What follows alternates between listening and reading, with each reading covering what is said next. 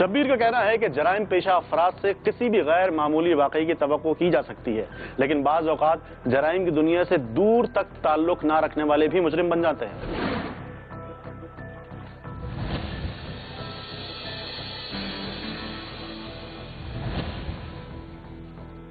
शब्बीर ने एक दिन देखा कि अकरम नामी खेत मजदूर फसल को पानी लगा रहा था, जबकि उसी खेत में उसकी बीवी भी मजदूरी कर रही थी। इस दौरान अकरम काम खत्म करके अपनी बीवी के पास गया।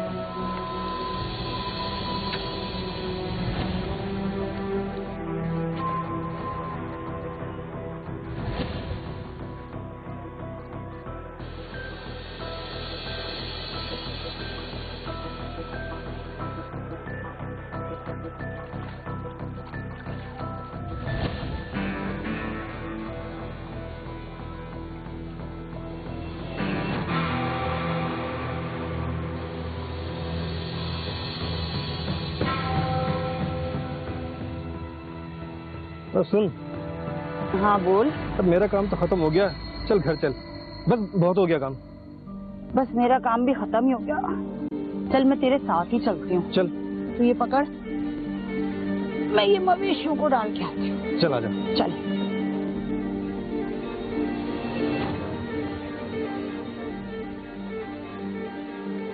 शब्बीर ने दोनों मियाँ बीवी को घर की जानिब जाते देखा।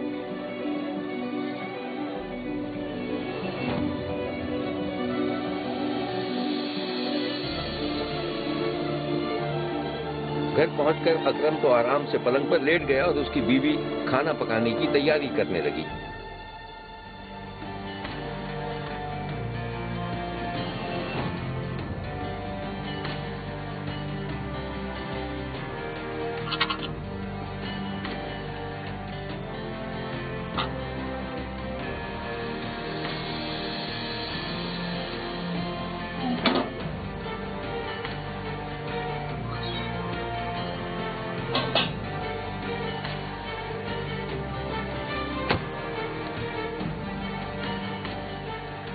इसी दौरान अकरम उठा और वो रोटी की टोकरी की तलाशी लेने लगा।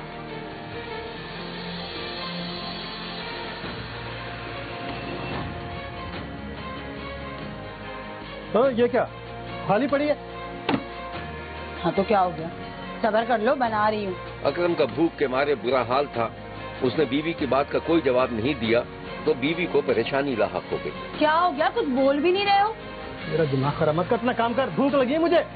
तुम जब देखो नाक पर गुस्सा बैठा रहता है। हाँ तो भूखा रखेगी तो गुस्सा ना करूं?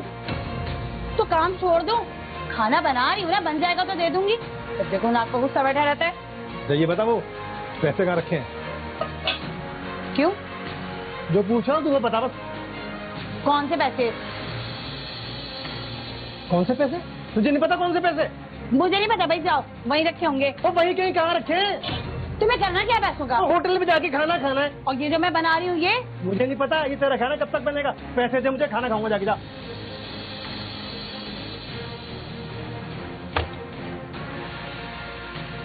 जा। भाड़ में गया चूल्हा हांडी भी, मैं भी अब कुछ नहीं पकाऊंगी। पैसे जीने के लिए जाता है। बीवी ने गुस्से में पतीली और तवा फेंक दिया था। शौहर बाहर चला गया तो बीवी मुंह ढांप कर रोने लगी कि इसी दौरान उसका 3 साला बच्चा आंखें मलता हुआ उसके सामने आ गया।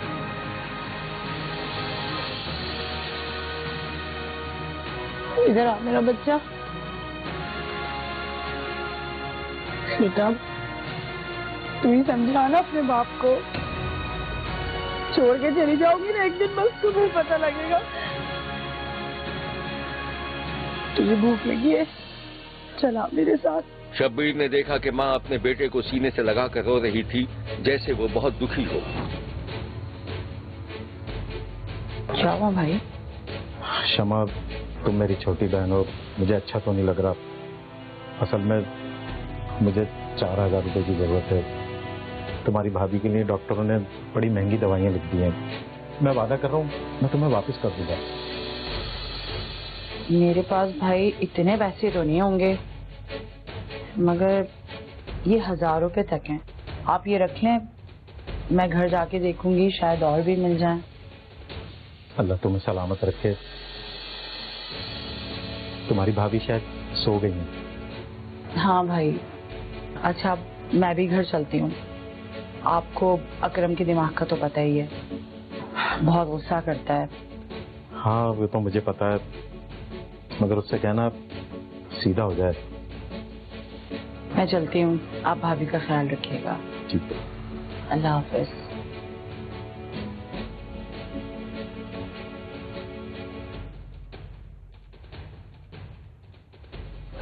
अकरम और उसकी बीवी का ताल्लुक बूरेवाला के दो मुख्तलिफ गांव से था।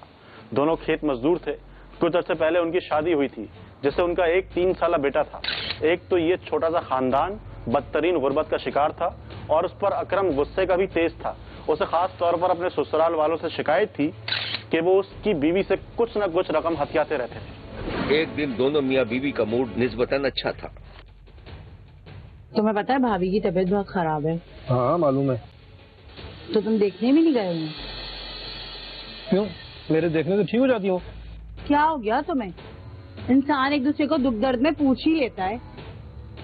हाँ, तुमने तो पूछ लिया होगा, तो 1500 दे के भी आगे होगी। 500 रुपए थे मेरे पास, सिर्फ वही दिए हैं मैंने। भाई का हाथ बहुत तंग है। तो एक काम कर, 1000-1500 जो रखे ना, ये भी दे के आ जा। अरे कफन दफन में काम आएंगे भाई। इस कहानी की मजीद तफसीलात हम आपको दिखाएंगे, लेकिन एक ब्रेक के बाद। कहीं जाइएगा मत, क्योंकि कुछ देखे ना देखे, शब्बीर तो देखेगा। इंसान एक दूसरे को दुख दर्द में पूछ ही लेता है। हाँ, तुमने तो पूछ लिया होगा, तो 1500 दे के भी आगे होगी। 500 रुपए थे मेरे पास, सिर्फ वही दिए हैं मैंने। भाई का हाथ बहुत तंग है। तो एक काम कर, 1000-1500 जो रखे ना, ये भी दे के आ जा। अरे कफन दफन में काम आएंगे भाई। अरे तुम्हारा दिमाग तो खराब नहीं हो गया? दफन में काम आ जाएंगे, बड़े उनके दुश्मन। ओहो, मेरा ये मतलब नहीं है। और मैं तो ये कहना चाह रहा हूँ, पैसों को संभाल के रख, ये तेरे घर वाले ना खा जाएंगे तुझे। देखो जी, ये जो मैं पैसे देती हूँ ना, ये मेरे पैसे, तुमसे मांग के नहीं देती। हाँ भाई, तू तो सेठानी है, और हमें तो पैसों की जरूरत ही नहीं है। अरे तुम मेरा दिमाग क्यों चाट रहे हो इतना? जा रही हूँ मैं अपने भाई के घर, रात में आ जाऊंगी। जा, एक काम कर, अपने बेटे को भी साथ लेके चली जा। हाँ हाँ, ले जा रही हूँ, फिक्र मत करो तुम। तो है वो वापसी में खाना लेती है ना। वैसे तो खैर। क्या खैर है? क्या खैर? कभी तुम्हारे लिए अपने भाई के घर से खाना नहीं लेकर आई ना? तुम तो ना शुक्र है ना हमेशा। चल बेटा चल, तेरे बाप का तो दिमाग खराब हो गया है। चल आजा। बकवास करी पागल हो गई है। आजा मेरे साथ, बैठे रहो, खाते ठूसते रहो बैठ के तुम। खाना हराम कर दिया इसने मेरा। अकरम की बीवी अपने बेटे को लेकर घर से निकल गई। उसी लम्हे अकरम मचान पर रखी हुई रकम गिनकर इत्मीनान करने लगा कि कहीं उसकी बीवी सारे पैसे तो अपने साथ नहीं ले गई।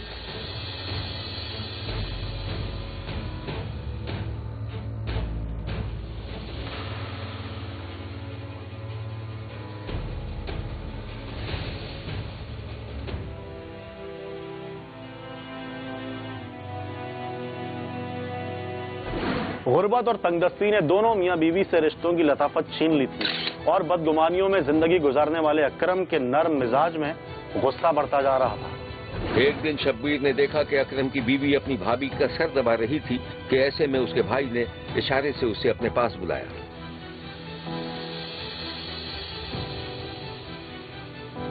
क्षमा, मेरी बात सुनो। अच्छा भाई।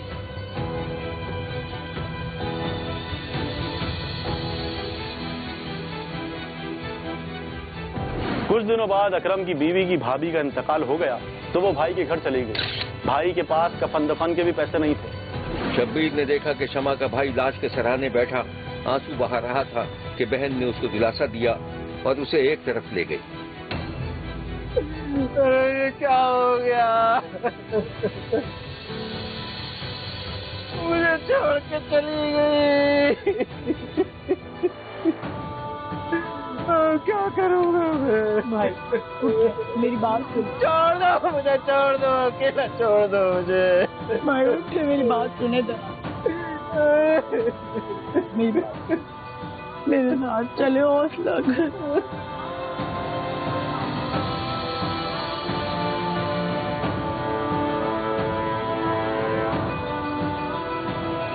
मेरी बात सुने, इधर भाई, थोड़ा हौसला तो करें भाई। भाभी तो घर संसार कर गई, मगर आप तो हिम्मत करो ना, बच्चों का क्या होगा। आप ये पैसे रखें, ये पैसे रखें, भी आपको जरूरत होगी, आप बेशक बाद में लौटा देना भाई। अरे इन पैसों का क्या करूंगा मैं अब? अरे वो तो चली गई जिसके लिए मैं तुझसे मांगता था। मेरा घर सुना कर गई वो। मेरे बच्चों को कौन देखेगा? मेरा क्या होगा? अल्लाह करे सब ठीक हो, अल्लाह आपको सब्र देगा।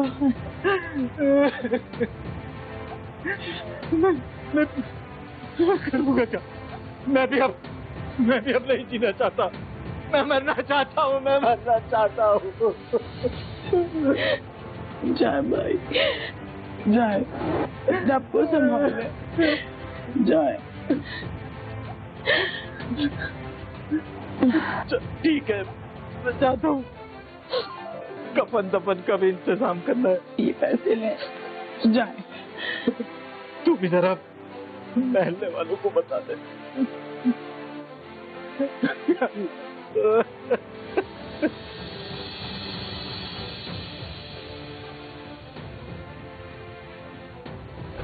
शमा का शौहर कफन दफन में शिरकत के फौरन बाद अपने गांव वापस आ गया था और अपनी बीवी की वापसी का इंतजार कर रहा था। लेकिन जब 2-4 दिन के बाद बीवी घर वापस ना आई और उसको पैसों की जरूरत पड़ी तो वो तैश खाने लगा। शब्बीर ने देखा कि शमा का शौहर पैसे की तलाश में घर के बर्तन फेंक रहा था और अपने मुंह ही मुंह में बड़बड़ाता जा रहा था।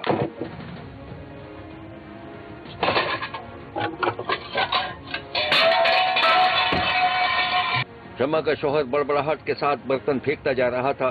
फिर शब्बीर ने उसको इंतहाई गुस्से के आलम में घर से बाहर निकलते देखा। कहीं रखे पैसे इसने, कहाँ लेके चली गई?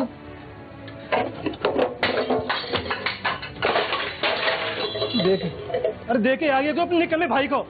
इसको आने दे देखता हूँ, और अगर नहीं आई तो ये। तुझे मैंने मना किया था ना, तुझे मना किया था अपने भाई को पैसे देकर मत आना। तू, तेरा मसला क्या है और तू ये इतना गुस्सा क्यों कर रहा है? तेरा मसला क्या है? तेरा शौहर हूँ, मालिक हूँ तेरा मैं, बकवास करती है। मसला क्या है? अरे अगर मैंने उसको पैसे दे भी दिए तो वो भाई है मेरा, मैंने अपने पैसे दिए, तेरे नहीं। तेरे नहीं, मुझसे पूछे पकड़ देगी, बगैर पूछे पैसे दे के आएगी। तुझे तकलीफ क्या है? मुझे तकलीफ क्या है? बताओ तुझे मेरी तकलीफ क्या है? बताओ। तू चाहता क्या है मुझसे? चाहता हूँ तो गला घोट कर अभी तुझे बता दो। और मुझे पागल हो गया तो अभी तुझे बता दो। जंगली जानवर, मैं तुझे छोड़ूंगी नहीं। मेरा गला दबाएगा?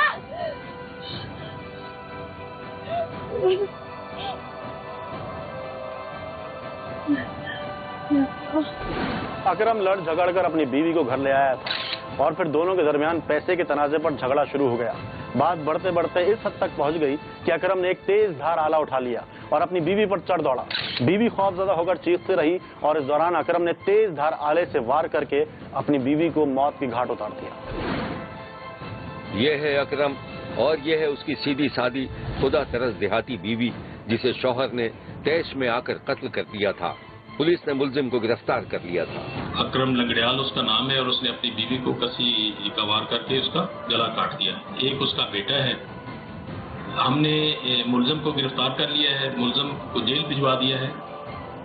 मुद्दई हजरात ने इसमें 2 कस, जो एक कातिल का बहनोई और एक कातिल की बहन है, उसको उन्होंने रखा है कि ये जेर दफा 109 PPC के इनके एमा पे ये कत्ल हुआ है। लेकिन हमने जो अपनी तफ्तीश की है उसमें जो तफ्तीश में जो सामने आया वो इनका घरेलू झगड़ा था। आपस में पैसे के लेन देन के सिलसिला में मियाँ बीवी की लड़ाई हुई है और उसने तैश में आके अपनी बीवी को कस्सी का वार करके मर्डर कर दिया है। तफ्तीश प्योरली ऑन मेरिट पे है। जो 109 के मुलजमान हैं, कातिल का बहनोई और उसकी बहन, वो जमानत पर है। एक बच्चे के मां के कत्ल पर पूरा गांव सोगवार था। जो वकूआ हुआ है ये सरासर बहुत ज्यादा हुई। बच्ची बहुत नेक थी, शरीफ थी। हुकूमत अगे साडा यह मुतालबा है जो इंसाफ। मेरी भतीजी की शादी होगी 42 के भी अकरम नाम से आदमी के वो पहले भी हमारे रिश्तेदार थे, मतलब है जी। उसको बाद जो उसको कत्ल किया गया, बेदर्दी से, कोई कसूर गुनाह ना था। बच्ची ने जी मेहनत कर, मजदूरी कर, उसको ही पाल रखा था अपने बच्चे को। 3.5 साल का बच्चा है उसका जी। मैं वजीर आला IG पंजाब DSP से दरख्वास्त करता हूँ कि मुझे इंसाफ मिले। बच्चा वो यतीम हो गया है, उसका कौन है जी? मेहरबानी करें, लिहाजा मेरी ये दरख्वास्त अपील मंजूर करें। शब्बीर ने बूरावाला के गांव में मामूली घरेलू रंजिश पर कत्ल की वारदात की मजम्मत की है और कातिलों को इबरतनाक सजा देने का मुतालबा किया है। देखते रहिए, क्योंकि कोई देखे न देखे, शब्बीर तो देखेगा।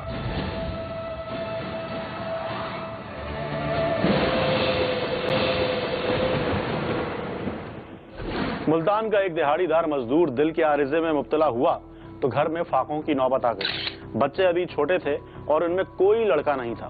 बड़ी बेटी की उम्र सिर्फ 10 साल थी। मजदूर के पास सिर्फ एक ही रास्ता रह गया था कि वो बच्चों की किफालत के लिए दूसरों के आगे हाथ फैलाए, मगर ऐसी नौबत ना आ सकी। एक दिन शब्बीर ने देखा कि मोहम्मद खालिद नामी मजदूर एक घर में रंगो रोगन कर रहा था कि अचानक उसके हाथ से रंग का डब्बा छूट गया और वो फर्श पर गिरकर तड़पने लगा।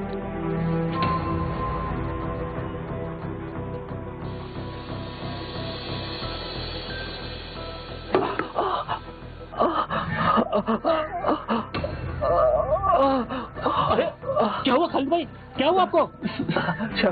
शाकिर मुझे सांस नहीं आ रही।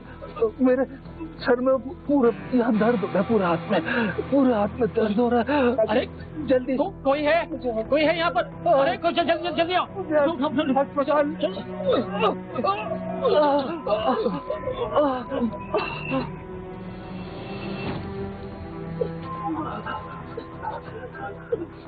शब्बीर ने देखा कि खालिद का एक साथी तकरीबन घसीटता हुआ उसे बाहर मोटरसाइकिल तक ले आया और बड़ी मुश्किल से उसे मोटरसाइकिल पर डाल दिया। शाकिर जल्दी ले चलो। मुल्तान के मजदूर खालिद को दिल का हल्का सा दौरा पड़ा था। बरवक्त अस्पताल पहुंचने की वजह से उसकी जान तो बच गई, लेकिन डॉक्टरों ने उसे मेहनत मुशक्कत का काम करने से मना कर दिया। एक दिन शब्बीर ने देखा कि खालिद घर में चारपाई पर लेटा हुआ था और उसकी बीवी उसके पास मौजूद थी। क्या सोच रहे हैं? सोच रहा हूँ कि अल्लाह का नाम लेकर बाहर निकलूं। कोई ना कोई तो काम काज मिल ही जाएगा। नहीं, आपको डॉक्टर ने मना किया, पर अगर आपको कुछ हो गया मैं तो मर ही जाऊंगी। और फिर रिस्क देने वाला तो अल्लाह है ना, सब ठीक हो जाएगा। हाँ, वो बेशक रिस्क देने वाला अल्लाह ही की जात है। लेकिन फिक्र नहीं करो, एक बात मैं बताऊं तुम, मैं बिल्कुल ठीक हूँ, कुछ नहीं हुआ है मुझे।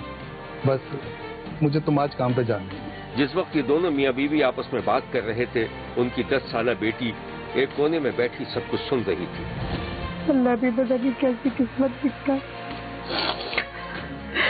कितनी दुआएं मांगी थी मैंने। आज अगर बेटा होता तो सब कुछ संभाल लेता। उधर शब्बीर ने देखा कि माँ की आंखों में आंसू देखकर 10 साला मारिया ने भी अपने आंसू पोंछे और बाग के पास आ गई। अब्बू, आपको याद है मैंने आपके साथ रंग करा था कमरे में? हाँ बेटा, मुझे याद है। तुम जिद कर रही थी तो मैंने तुम्हारे हाथ से रंग का डब्बा दे दिया था। बेटा, ये तुम्हारे बस का काम नहीं है। अब्बा, मैं कर सकती हूँ।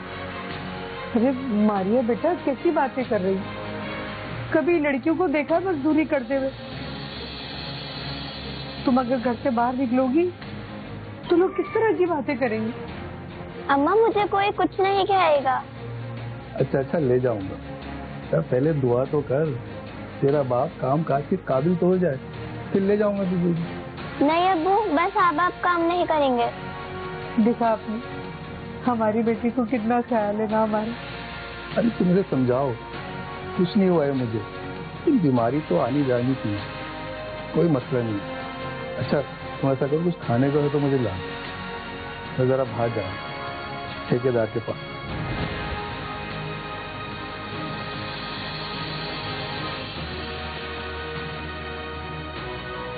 बाप उसी बीमारी की हालत में थोड़ी बहुत मजदूरी करता रहा और 2-4 बार बेटी की जिद से मजबूर होकर उसे भी साथ ले गया। मारिया खामोशी से काम सीखती रही।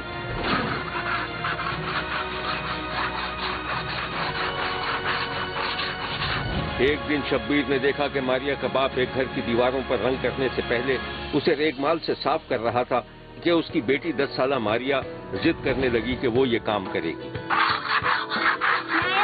ये मैं कर देती हूँ। अरे नहीं बेटा, तेरे बस का काम नहीं है ये कौन सा मुश्किल है, आप वो वाली सामने वाली दीवार जाके रंग कर लें, ये मैं कर लेती हूँ। अच्छा चल ले फिर कर, आजा।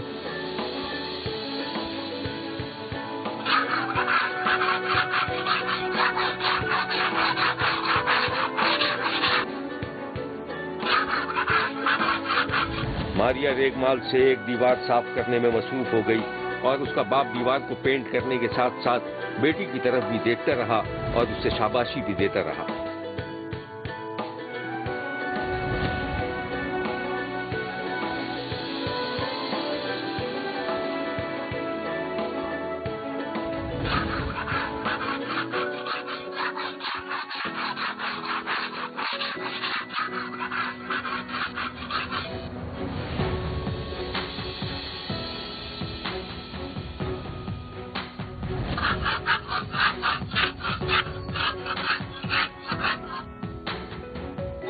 शाबाश बेटा, ये तो बहुत अच्छा किया तुमने। सही है वो? हाँ हाँ बेटा, बिल्कुल सही है। अच्छा ऐसा करो, थोड़ा सा ऊपर से भी करो ना। जी वो करो, शाबाश।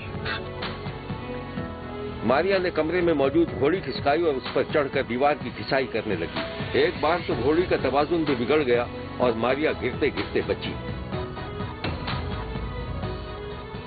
अरे बेटा देखा, मैंने कहा था तेरे बस की बात नहीं है ये। आजा आजा, नीचे आजा। अब्बा कुछ नहीं हुआ, जरा सा पैर स्लिप हो गया था। आप परेशान मत हो, आप अपना काम करें, मैं इतना ही कर लेती हूँ। अच्छा देख, ध्यान से है। जी अब्बू। बेटा ध्यान से है। जी।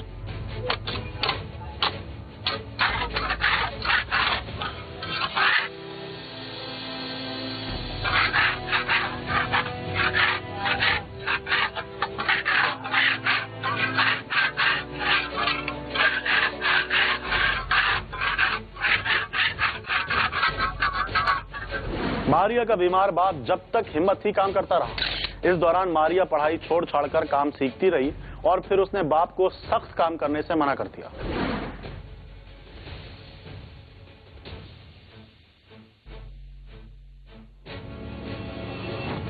अब्बा अब तो मुझे काम आ गया ना? हाँ बेटा, अब तुम्हें काम आ गया है। वो जो चौधरी साहब है जिनका घर बन रहा है, वहाँ पर रंग की बात कर लेना।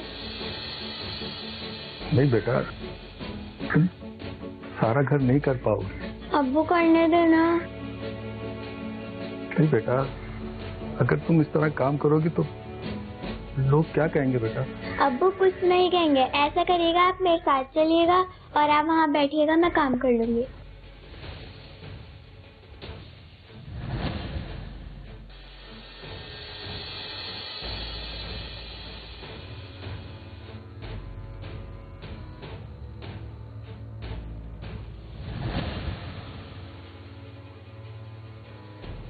दस साला मारिया ने न सिर्फ अपने वालिदैन बल्कि पूरे महल्ले को हैरत में डाल दिया था।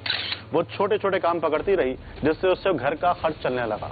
वो इलाके में मारिया रंग सास के तौर पर मशहूर हो गई। एक दिन मारिया अपने माँ बाप के साथ घर में थी कि दरवाजे पर दस्तक हुई। जाओ बेटा देखो कौन है। जी बाबा देखती। कौन है? बेटा मैं अमजद अंकल, दरवाजा तो खोलो। अस्सलाम वालेकुम अंकल। वालेकुम अस्सलाम। अंकल मैंने आपकी दीवार पे पेंट करा था, आपने देखा?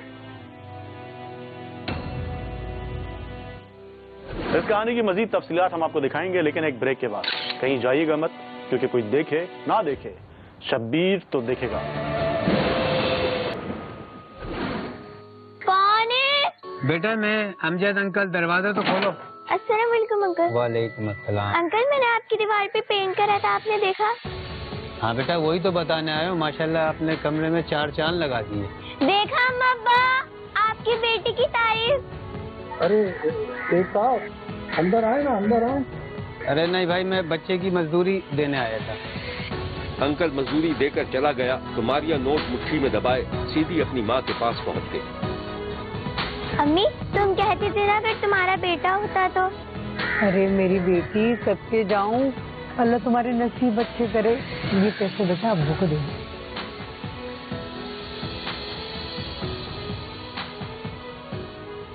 नहीं बेटा, नहीं बेटा, नहीं। ये पैसे तुम अपने पास ही रखो।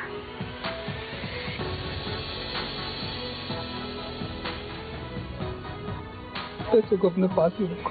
मारिया बाप के पास आई तो उसने बेटी के सर पर शफकत से हाथ रखा और अपने आंसू जब्त करने की कोशिश करने लगा।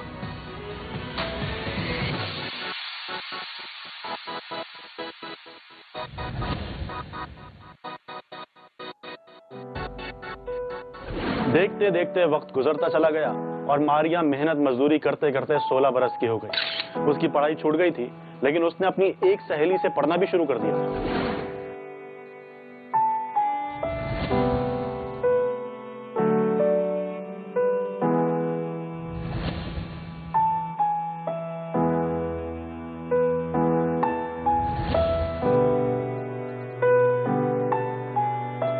शब्बीर ने देखा कि 19 साला मारिया अपनी सहेली से पढ़ रही थी। ये देखो, ये सवाल सही किया मैंने। अरे वाह, जबरदस्त। बात सुनो मारिया, तुम भी स्कूल में दाखिला ले लो, हम दोनों साथ ही मैट्रिक कर लेंगे। यार तुम्हें पता है अभी अब्बू की तबीयत की वजह से मैं कहाँ दाखिला ले सकती हूँ। फिलहाल तो मैं एग्जाम प्राइवेट ही दूंगी, फिर देखते हैं। चलो ये भी ठीक है। अच्छा मारिया बात सुनो। हाँ बोलो। देखो मैं तुम्हें पढ़ाती हूँ, तुम मुझे भी अपने साथ काम पर ले जाया करो, मैं भी तुम्हारे साथ काम कर लूंगी, मुझे भी कुछ पैसे मिल जाया करेंगे। अरे हाँ हाँ बिल्कुल, क्यों नहीं। तुम कभी चलना मेरे साथ, मैं तुम्हारे से मिलवा दूंगी। सही है। हाँ तो ये वाला देखो, ये यहाँ पे आ जाएगा।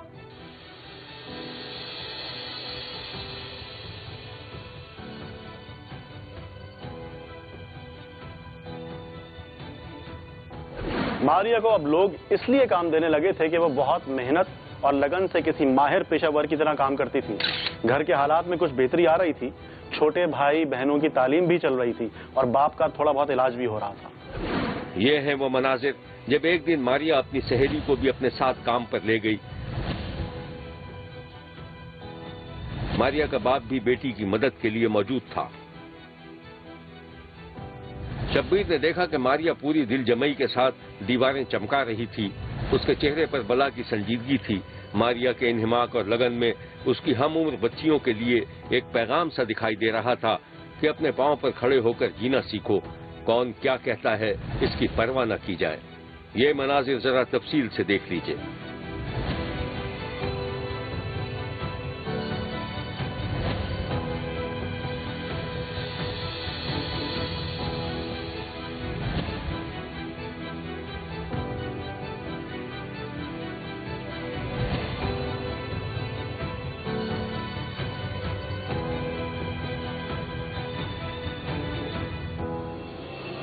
मेरे बाबा बहुत ज्यादा बीमार थे, तो इस वजह से मुझे इस काम में आना पड़ा। 9 साल पहले की बात है, बाबा को दिल की बीमारी लाक हुई, तो तब हमारे घर में कोई और कमाने वाला नहीं था, कोई मदद करने वाला नहीं था हमारी।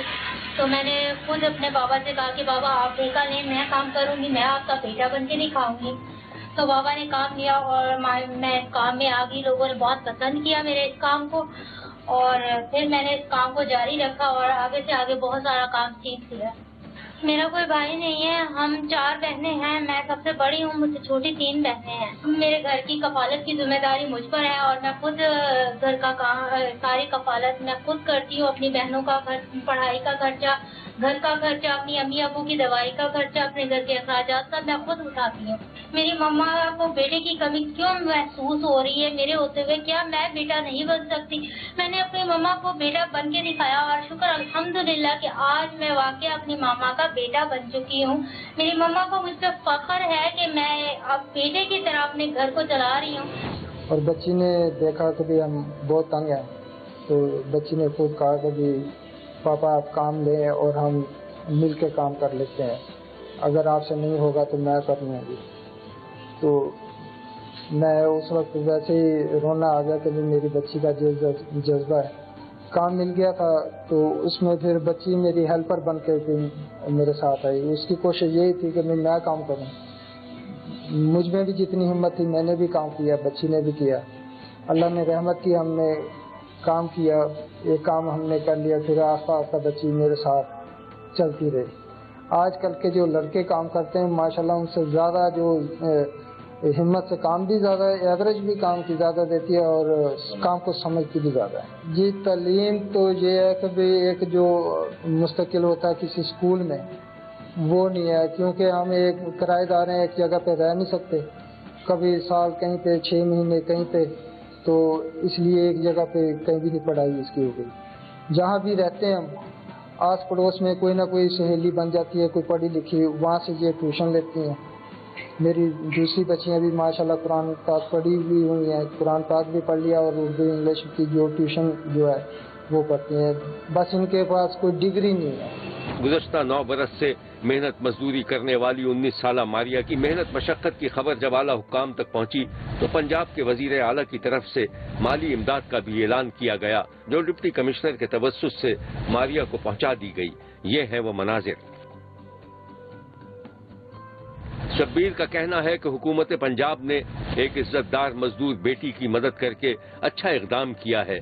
शब्बीर का ये भी कहना है कि मुल्क में पिसे हुए गरीब तबके के लिए ठोस बुनियादों पर काम करने की जरूरत है ताकि गरीबों को इलाज मुआवजे और तालीम के हुसूल के लिए दिक्कत का सामना न करना पड़े। शब्बीर ने मारिया के अज़्म हौसले और एहसास जिम्मेदारी को सराहा है और उसके अच्छे मुस्तकबिल के लिए दुआ की है। देखते रहिए, क्योंकि कोई देखे न देखे, शब्बीर तो देखेगा।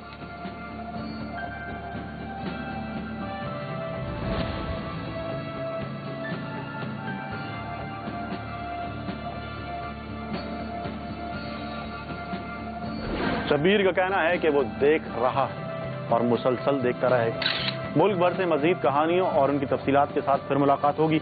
देखना ना भूलिएगा, क्योंकि कोई देखे ना देखे, शब्बीर तो देखेगा।